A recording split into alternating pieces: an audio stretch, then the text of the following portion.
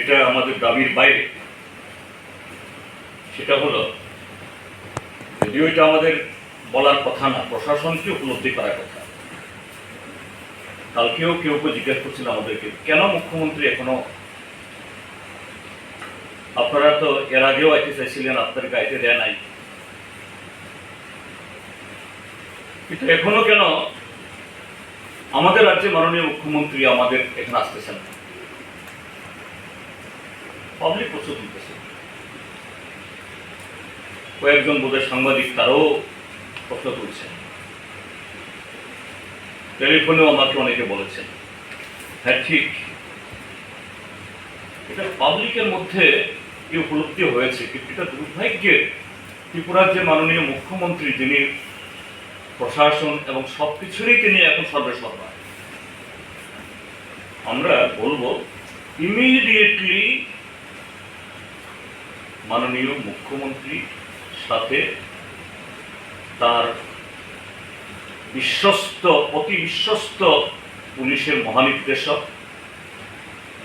যাকে দিয়ে সারা ত্রিপুরাজ্যের মধ্যে গণতন্ত্র জবাইয়ের সমস্ত কাজে লাগাচ্ছেন, শ্রী ডিজি সাহেবকে, সাথে মুখ্য সচিব এবং রেভিনিউ সেক্রেটারিকে নিয়ে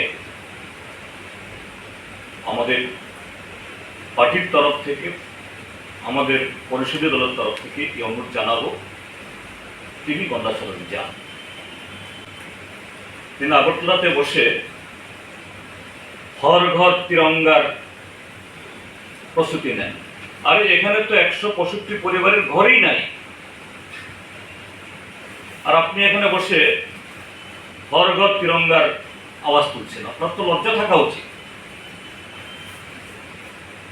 আপনার তো একটু মানবিক থাকা উচিত। আপনি সেখানে যান। কেন বলছি আমি ডিজি এবং রেভিনিউ সেক্রেটারি? কারণ যে সেখানকার জনগণের অভিযোগ, এই যে ঘটনা একটু করানোর কথা ছিল না। আমি আগেও বলেছিলাম আরেকটা সাংবাদিক সম্মেলনে, 12 তারিখে যখন আমি দুর্গাচুমনি ব্লকে আক্রান্ত এই নমিনেশন পেপার জমা দেওয়ার জন্য যখন বিজেপির আশ্রিত সমাজবিরোধীদের দ্বারা বারবার আমি দলাইয়ের এসপিকে ফোন করে পাচ্ছিলাম না। কি হচ্ছে এগুলি, আপনার পুলিশ, এত পুলিশ থাকা সত্ত্বেও কি করে বিভিন্ন রাষ্ট্রীয় দলের লোকরা আক্রান্ত হচ্ছে। তারপর আমি তখন দলাইয়ের জেলা শাসককে ফোন করি, কেন আপনার এসপি কোথায়?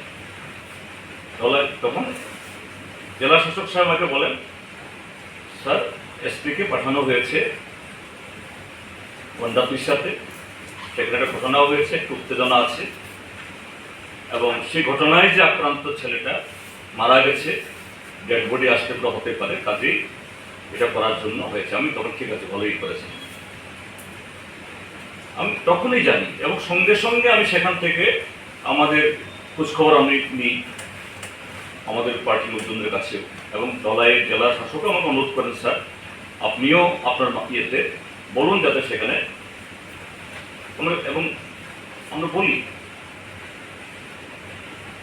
তাহলে এই যে ঘটনা এরকমটা হতে পারে প্রশাসন জানে। স্বয়ং এসপি 12 তারিখ সেখানে উপস্থিত ছিলেন, দিন থেকে সন্ধ্যায় গেছে লাশ, কিন্তু আক্রমণ শুরু হলো লাশ পৌঁছানোর পর 8টা থেকে প্রায় ভোর 3টা অবধি লাগাতার পর্যাপ্ত পুলিশ ছিল, কিন্তু